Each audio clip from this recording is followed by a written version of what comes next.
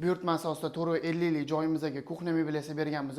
Buni narxi $700 bo'lgan. Sizlar bilan buni obzorni ko'rib chiqamiz. Birinchi qism nimaga e'tibor berasiz? Duf konturda akkuratni qilib o'rab berganmiz. Ikkinchi seksiyamizga e'tibor berasiz. Bittadan polka qilib akkuratni yopib berganmiz. Har bir mexanizmlarimiz vakuum mexanizmda ishlaydi. Рабочий stollarni ko'ryapsiz, suv o'tkazmaydigan qilib plintslar qilib berganmiz. Uzoqroqdan siz mana ichlarini ko'rsatyapsiz. Budga posudalar taxlash uchun katta radost qilib berganmiz. Gazdan akkuratni ko'tarilgan. Ko'ryaptimi teylari? Xo'p, yuqori qismi vitishkalarni uстановка qilib berganmiz, joy-joyiga qo'yib. Xo'p, bu yoq qismimizda ikkitali tabaqali eshiklar qilib berganmiz.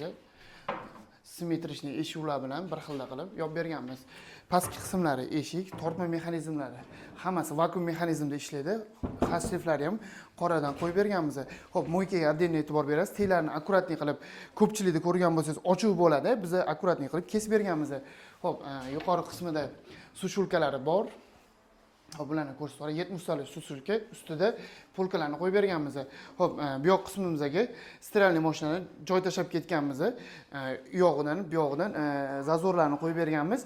Chunki ana qimirlagan holatda boshqada mebelga satsatsa bermaydi. Xo'p, kimga shunaqa xizmatlar kerak bo'ladigan bo'lsa, pastdagi nomerlarga murojaat qilasizlar.